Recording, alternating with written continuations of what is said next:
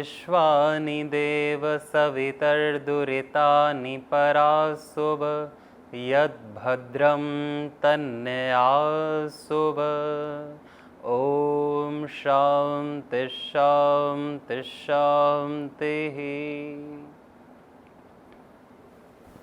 नमस्ते।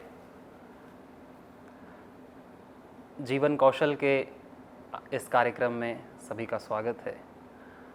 हमारी चर्चा हो रही है अपने जीवन को कुशल बनाने के लिए, दुख रहित बनाने के लिए, आनंद से भरने के लिए, रस युक्त हमारा जीवन हो और जीवन में से हमारे जो रूखा सूखापन है, जो कांटे हैं, जो दर्द है, दर्द का कारण है, क्लेश और क्लेश के कारण हैं, वो सभी हमारे जीवन से दूर हों। ऐसी अवस्था, ऐसी स्थिति सबको चाहिए और वो कैसे प्रापणीय है, इस विषय में हमारी चर्चा हो रही है। और इस विषय में चर्चा आज से नहीं, अनादिकाल से हमारे ऋषि और अवतारी पुरुष लोग करते आ रहे हैं। मन सबसे महत्वपूर्ण यंत्र, जिसके बारे में हमने पहले भी चर्चा की कि जो रजस जिसका स्वभाव है, विचार, संकल्प, विकल्प हमारे मन में होते हैं। अपने सूक्ष्म शरीर के जो घटक हैं या हमारा जो अस्तित्व है, उसके बारे में जानकारी से हमें बहुत लाभ होता है कि हम अपने बारे में बौद्धिक रूप से तो जान लें। अनुभव तो बाद में धीरे धीरे आएगा जब हम जीना शुरू करेंगे उस चीज़ को, लेकिन बौद्धिक रूप से हमारे अस्तित्व का हमें ज्ञान हो। एक तो ये हमारी इंद्रियां, 5 कर्म इंद्रियां, 5 ज्ञान इंद्रियां। ज्ञान इंद्रियां वो हैं जिससे हमें ज्ञान होता है, जैसे कि नाक से सुगंध का ज्ञान होता है, इसी तरह आँख से दृश्य का ज्ञान होता है, कानों से शब्द का ज्ञान होता है, त्वचा से स्पर्श का ज्ञान होता है, कैसा है स्पर्श, और रसना, जिह्वा से रस का, स्वाद का ज्ञान होता है। तो ये 5 हमारी ज्ञान इंद्रियां। 5 हमारी कर्म इंद्रियां। मुख जिससे हम बोलते हैं, एक कर्म है, तो ये कर्म इंद्रिय के अंतर्गत है मुंह। इसी तरह हमारे हाथ से काम करते हैं, हाथ कर्म इंद्रिय है। हमारे पैर चलते हैं, पैर कर्म इंद्रिय है। और मल और मूत्र इंद्रिय, ये 2 इंद्रिय भी हैं जो कि संतान उत्पत्ति के भी काम आती हैं।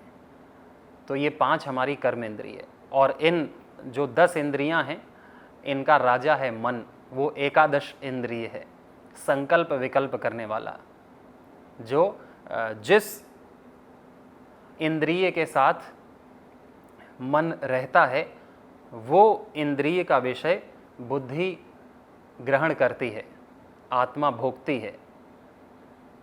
जैसे कि अभी मैं बोल रहा हूँ तो मेरा मन बोलने में लगा हुआ है, तो मैं क्या बोल रहा हूँ, कैसे बोल रहा हूँ, उसको मैं जान रहा हूँ, आत्मा जान रही है, बुद्धि जान रही है। और मेरा मन यदि बोलने में ना हो तो मैं फिर बोलते बोलते रुक जाऊँगा, कोई विषय नहीं उपस्थित होगा मेरी बुद्धि में कि मैं अब क्या बोलूँ, विषय ख़त्म हो जाएगा तो मैं ठीक से नहीं बोल पाऊँगा।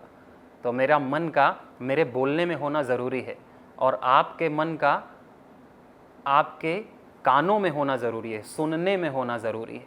सुनने की क्रिया में मन रहेगा तो आप अच्छे से सुन पाएंगे, और सुनने की क्रिया से मन हट गया, मन कहीं और चला गया, दूसरी तरफ खाने पीने में या किसी और स्मृति में किसी की याद आ गई या मोबाइल में, तो मैं क्या बोल रहा हूँ वो निकल जाएगा, आप नहीं सुन पाएंगे।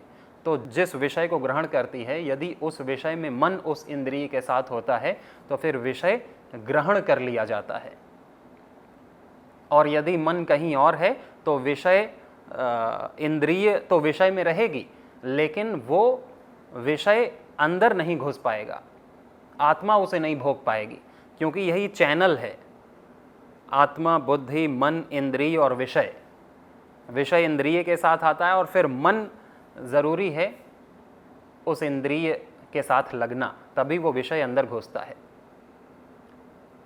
जैसे कि हम सोए रहते हैं, स्वप्नशील अवस्था में हम सोए रहते हैं और मन भी सोते समय मन भी लीन हो जाता है बुद्धि में, मन भी अनवस्थित होता है। स्वप्न जब नहीं होते तो मन भी सो जाता है, संकल्प विकल्प नहीं चलते मन में। फिर कोई भी हमें छुए तो हमें पता नहीं चलता, नहीं तो इंद्रिय तो हमारी है, इंद्रिय में कोई छुएगा तो पता नहीं चलेगा। कोई सुगंध किस चीज़ की आ रही है सोते समय वो भी नहीं पता चलेगा। और किसी किसी की आँख थोड़ी बहुत खुली भी रहती है सोते समय, तो उसके सामने क्या हो रहा है उसे नहीं पता चलेगा, क्योंकि मन उस इंद्रिय के साथ नहीं है, तो व्यक्ति को पता नहीं चलता कि क्या चल रहा है क्या नहीं चल रहा है। मन का होना ज़रूरी है, उपस्थित होना उस इंद्रिय के साथ जिस विषय को लेना चाहता है। तो इंद्रिय तो जड़ हैं, इंद्रिय हमें ज्ञान नहीं कराएंगी। मन इंद्रिय के विषय को आत्मा तक ले जाता है, तो मन एक ब्रिज का काम करता है, एक पुल का। और फिर इसी तरह संकल्प विकल्प तो हुए मन के कार्य, विषयों के भोगों को लेना, शब्द स्पर्श रूप रस गंध की जो ग्रैस्पिंग पावर है, जो इसमें रिस्पॉन्स करते हैं, शब्द स्पर्श रूप रस गंध को जो इनटेक करते हैं, वो सामर्थ्य है इंद्रियों में। और निर्णय लेने की क्षमता है बुद्धि में। उस यंत्र को बुद्धि कहते हैं, जिसमें निर्णय लेने की क्षमता है कि क्या सही है क्या गलत है, क्योंकि बुद्धि के पास ज्ञान है। अज्ञान भी एक प्रकार का ज्ञान है, ज्ञान तो है ही है। क्या करना है क्या नहीं करना है, किसका ग्रहण करना है किसका त्याग करना है, किसको याद रखना है किसको भूल जाना है, किसको क्या बोलना है किसको क्या नहीं बोलना है, क्या देखना है क्या खाना है, ये सारे निर्णय बुद्धि के होते हैं। तो बुद्धि हमारी निर्णय लेती है। इसी तरह एक और सूक्ष्म शरीर का घटक है चित्त। चित्त जिसमें वृत्तियां उठती हैं, स्मृतियां रहती हैं। जो भी हम बाहर से सुनते हैं या जो भी चखते हैं या जो भी हम छूते हैं, तो वो स्पर्श खुरदुरा है या सॉफ्ट है, उसका किसकी बातें अच्छी हैं किसकी बातें कड़वी हैं, कौन अच्छा है कौन बुरा है, ये जो भी हम बाहर से लेते हैं अपनी इंद्रियों से, वो तो अंदर आकर के कर्म तो खत्म हो गया, लेकिन उसका एक संस्कार बन गया कि अगली बार व्यवहार करने में हमको नया नहीं रहेगा। हमें पता रहेगा कि इसके साथ हम पहले भी व्यवहार कर चुके हैं और फिर हम और अच्छे से अपने व्यवहार को कर सकते हैं। कोई शेर आया तो शेर पहली बार पता नहीं था कि क्या होता है, फिर किसी ने बताया कि शेर तो खतरनाक प्राणी है, फिर अगली बार जब शेर उपस्थित होगा आंखों के सामने तो बुद्धि बता देगी कि ये खतरनाक है, इससे सावधान रहना है। तो ये सारे जो हम कर्म करते हैं इसके संस्कार छप जाते हैं चित्त में स्मृति के रूप में। अनुभूत विषया असंप्रमोषा स्मृति, जो अनुभूत विषय है तो वो अनुभूत विषय सारे स्टोर हो जाते हैं हमारे चित्त में, जिसे संस्कार भी कहते हैं। जन्म जन्मांतरों के संस्कार हमारे चित्त में स्टोर्ड हैं। अब कौन से संस्कार उठेंगे और कौन से संस्कार नहीं उठेंगे वो हमारे व्यवहार पे निर्भर है। जैसा हम व्यवहार करते हैं, जिस कर्म को कर देते हैं, वो संस्कार उठ जाता है और वो फिर बार बार उठता रहता है। फिर उसी में वृत्तियाँ उठती हैं, लय होती हैं, उठती हैं लय होती हैं, जिसे चित्त वृत्ति कहते हैं। चित्त की वृत्तियाँ, जब चित्त में वृत्तियाँ शांत हो जाती हैं, एक भी नहीं उठती, तो उसे परम अवस्था कहते हैं। योगश चित्त वृत्ति निरोधः, चित्त वृत्तियों का जब निरोध हो जाता है, जब वो शांत हो जाती हैं चित्त वृत्तियाँ, या केवल परमात्मा की प्रेरणा वाली जो वृत्तियाँ हैं वो उठती हैं, कृपा की जो वृत्तियाँ हैं, परमात्मा की प्रेरणा से जो वृत्तियाँ उठनी चाहिए वो उठती हैं, उसे योग की अवस्था कहते हैं। योगश चित्त वृत्ति निरोधः। और फिर जब ऐसी अवस्था आ जाती है कि चित्त में कोई वृत्ति नहीं उठती, दग्ध बीज हो जाता है, क्योंकि चित्त जो भूमि है उसमें कई सारे कर्म के बीज रहते हैं, संस्कारों के बीज रहते हैं। कोई चीज सामने आती है तो याद आ जाता है और फिर वही विचार उठते हैं। अभी मेरे को कोई शेर का विचार नहीं उठ रहा है या सोचना पड़ रहा है, यदि शेर आ जाएगा तो शेर का विचार उठेगा, माता आ जाएगी तो माता का विचार उठेगा, गुरु आ जाएंगे तो गुरु के विचार उठेंगे, क्योंकि सबके बीज मेरे चित्त में हैं। तो कोई पुस्तक आ जाएगी रामायण की तो रामायण का विचार उठेगा, कोई मैगजीन आ जाएगी तो उसका विचार उठेगा। तो ये सारे, भोजन आ जाएगा तो भोजन का विचार उठेगा, मुंह में पानी आ जाएगा, वो सारी फिर क्रियाएं होंगी, क्योंकि वो सारे बीज हमारे चित्त में होते हैं। और वो बीज धीरे धीरे विषय के आने पर, इंद्रियों के सामने, जब मन के सामने विषय उपस्थित होता है तो वैसे ही स्मृति आ जाती है कि देखो ये वही चीज़ें जो तुमने कभी भोग रखी थी। तो ये सारे संस्कार हमारे स्टोर्ड रहते हैं चित्त में, समय आने पर उपस्थित होने के लिए। नहीं तो हम बार बार भूल जाएंगे और फिर हमें अनुभव नहीं हो पाएगा। तो जो भी एक्सपीरियंस हम कर पाते हैं, अनुभव कर पाते हैं, वो हमारी स्मृतियों के कारण से, जो कि चित्त से उठती हैं, वृत्तियाँ, इन्हें वृत्तियाँ भी कहते हैं। स्मृति एक प्रकार की वृत्ति है। तो जब व्यक्ति, कोई वृत्ति नहीं उठती जब चित्त से, तो उसे दग्ध बीज अवस्था कहते हैं। सबसे ऊंची अवस्था योगियों की, कि जो संस्कार के बीज थे वो दग्ध हो गए। जैसे चना होता है, चने को पानी में डालते हैं तो अंकुरित हो जाता है, लेकिन चने को भूंज दिया जाए और फिर पानी में डाला जाए तो वो अंकुरित नहीं हो पाएगा। और यदि चने को भूंज दिया जाए और फिर धरती में दिया जाए, बोया जाए, तो वो फिर अंकुरित नहीं होगा। इसी तरह जब ज्ञान से, ज्ञानाग्नि दग्ध कर्माणम तमाहुः पंडितम बुधाः, ऐसा गीता में भी भगवान ने कहा कि ज्ञान की अग्नि में जब हमारे संस्कार के बीज दग्ध हो जाते हैं, जब हमें पता चल जाता है कि इनसे सुख नहीं मिलना, ये सब व्यर्थ की चीजें हैं, तो फिर कोई भी प्रलोभन हमको लालची नहीं बना सकता, हमको उत्सुकता नहीं पैदा कर सकता। किसी के मन में धन का बहुत मूल्य है तो धन देखते ही उसको लालच आती है कि ये धन मेरे पास आ जाए।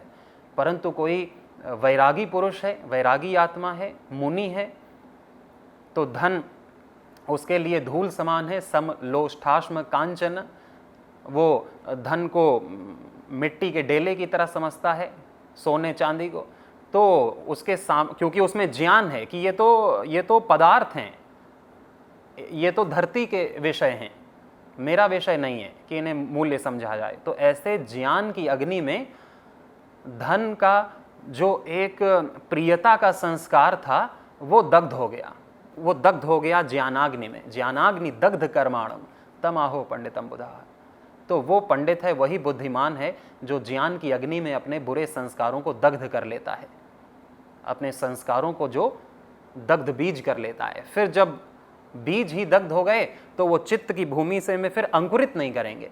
नहीं तो अभी बहुत सारे बीज हमारे चित्त में पड़े हैं संस्कार के रूप में, जो समय समय आने पर अंकुरण कर देते हैं। कभी काम वासना का, कभी क्रोध का, कभी लोभ का, कभी मोह का, कभी ईर्ष्या का, कभी राग द्वेष का, कभी चंचलता का, कभी निद्रा प्रमाद आलस्य का, कभी उत्सुकता का। बहुत सारे ऐसे विषयों के संस्कार हैं रजस तमस सत्व के, जो कि अंकुरित करते रहते हैं। तो योगी वही है जो अपने संस्कारों को दग्धबीज करे और निर्मल चित्त वाला हो जाए, निर्मल नदी।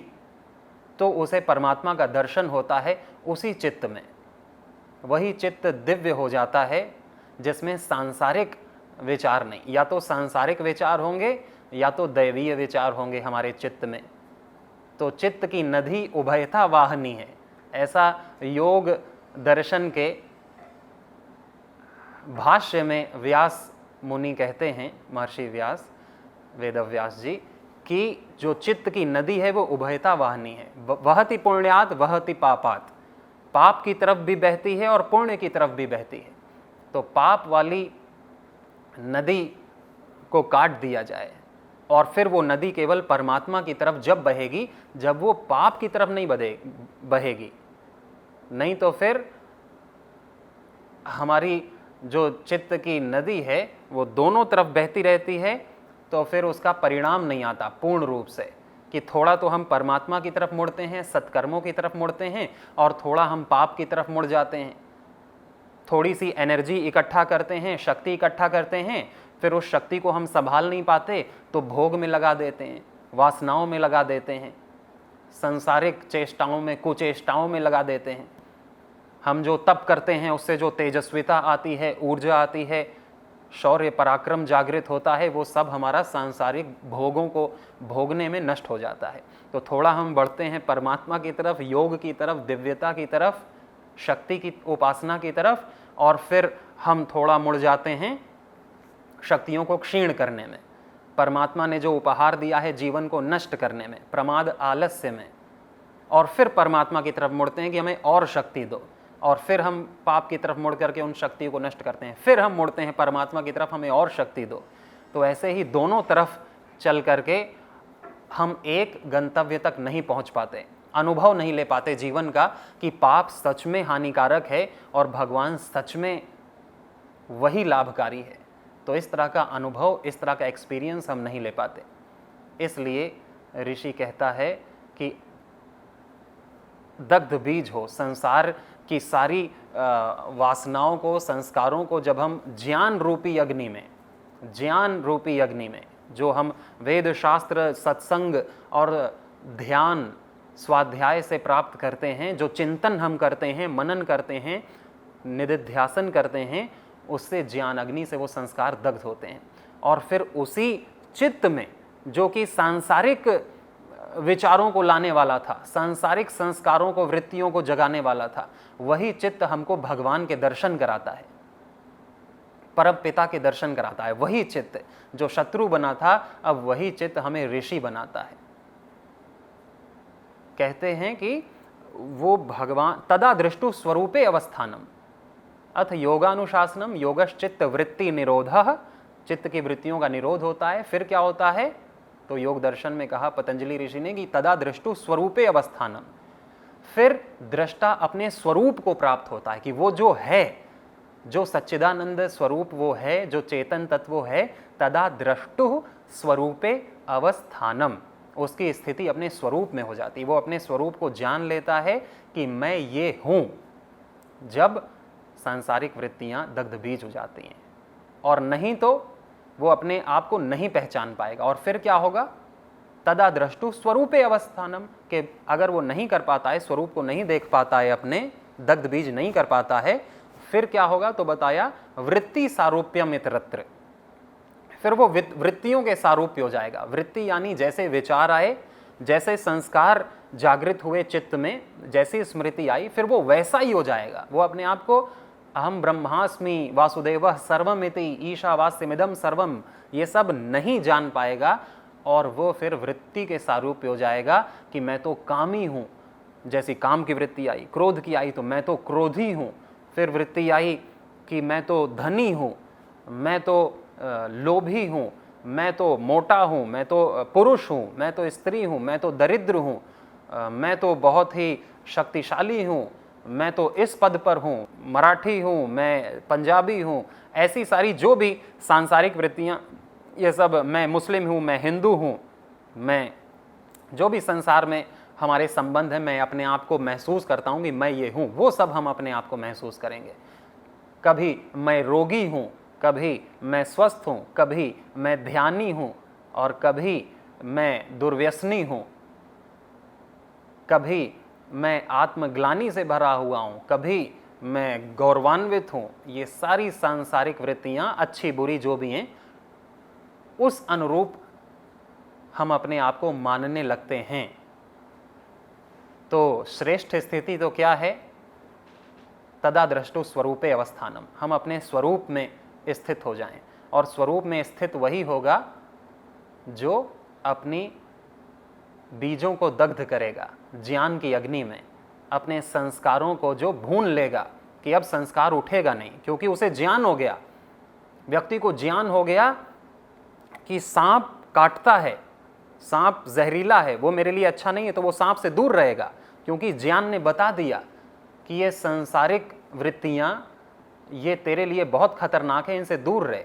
तो जैसे व्यक्ति सांप से दूर रहता है, वैसे इन सांसारिक कुचेष्टाओं से, दुर्व्यसनों से, बुरे संस्कारों से भी दूर रहेगा। फिर वो संस्कार दोबारा नहीं सताएंगे, दोबारा नहीं बताएंगे।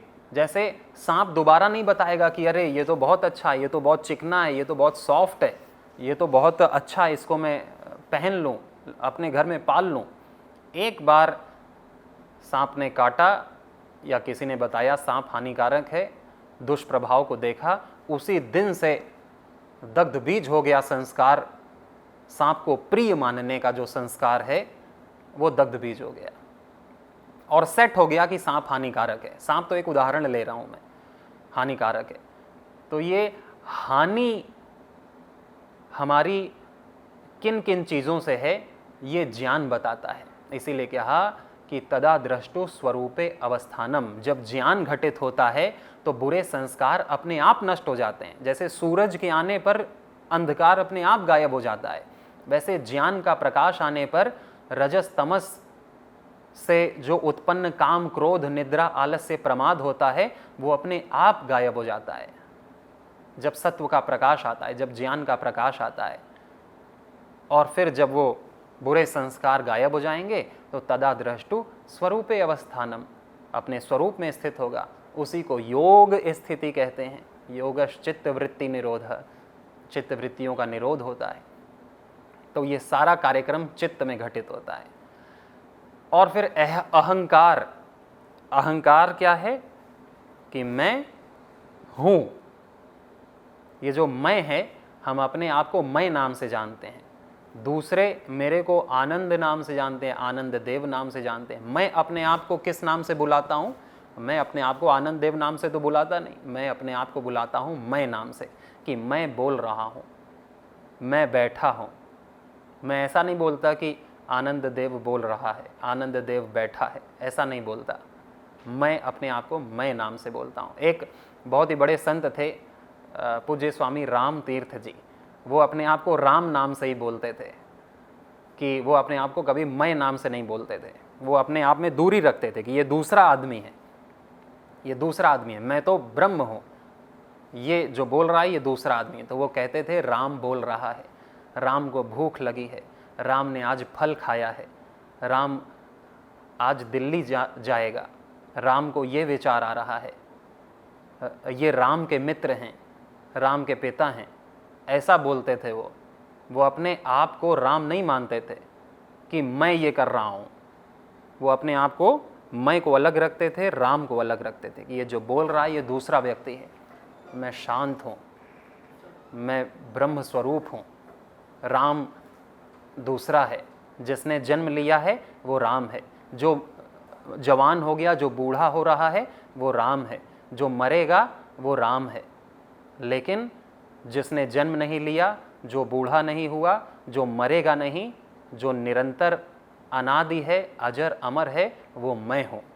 तो ऐसा उन्होंने अनुभव किया, इसलिए वो इस शरीर को राम नाम से कहते थे। और हमारे कई सारे सन्यासी सन्यास परंपरा में भी ऐसे कहते हैं कि इस शरीर का जन्म हरिद्वार में हुआ, इस शरीर का जन्म काशी में हुआ, इस शरीर का जन्म कश्मीर में हुआ। ऐसे इस शरीर का जन्म, मेरा नहीं, मेरा जन्म नहीं हुआ, मैं तो इस जन्म के पहले भी था और इस जन्म के बाद में भी होऊंगा।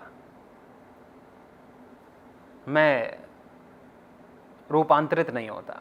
तो ये जो मैं, अपने होने का जो एक भाव है, अपने होने का जो एक ज्ञान है, उसको अहंकार कहते हैं। क्या कहते हैं उसे? अहंकार। अहम, अहंकार, जो मैं हूं, अहम, अहम संस्कृत में मैं को अहम कहते हैं। तो मेरे होने का जो है उसे अहंकार कहते हैं। अब यही विकृत हो जाता है तो मैं मोटा हूं, मैं पतला हूं, मैं धनी हूं, मैं निर्धन हूं, ये सारे मैं से हम जोड़ लेते हैं। सत्य क्या है कि मैं आत्मा हूं, मैं परमात्मा का अंश हूं, भक्त हूं। तो ये सारे अहंकार तो हमें ऊपर उठाते हैं, और मैं संसारी हूं, या मैं जो भी संसार में हम अपने आप को ऊंचा छोटा बड़ा, मैं नीच हूँ या मैं अधम हूँ, मैं पापी हूँ, मैं बहुत पुण्य करता हूँ, मैं अच्छा हूँ, ये सब जो अतिमूल्यन अवमूल्यन हम अपना मैं के साथ करते हैं, ये सब हमें नीचे गिराते हैं। और मैं परमात्मा का भक्त हूँ, मैं गुरु का शिष्य हूँ, मैं सेवक हूँ, मैं साधक हूँ, मैं निष्काम हूँ, ऐसा अपने आप को मानना ये तो अच्छा है, ये हमें ऊपर उठाता है। तो ये तो साधन है, साधन कभी भी अच्छे बुरे नहीं होते। इंद्रियां, मन, बुद्धि, अहंकार, चित्त, ये सब साधन भगवान ने हमको दिया है। ये शरीर, ये सूक्ष्म शरीर, ये कारण शरीर, ये सब साधन है। संस्कार भी साधन है। जो हम बाहर देख रहे हैं, मेरे को छोड़ के जो भी बाहर देख रहा है, ये शरीर बाहर, ये सब साधन है। साधन कभी भी अच्छा और बुरा नहीं होता। इन साधनों का हम अच्छा प्रयोग भी कर सकते हैं और इनका हम बुरा प्रयोग भी कर सकते हैं। तो हम इनका अच्छा प्रयोग करेंगे, इन साधनों को जान करके, इन पर नज़र रख करके, एक पैनी नज़र आत्मा की इन पर हो, और फिर हम कर्म करें तो हमसे बुरे कर्म नहीं होंगे। परमात्मा के सानिध्य में हम सब उनकी कृपा पाएं, उनके कृपा पात्र बने। सभी को बहुत शुभकामनाएं। नमस्ते।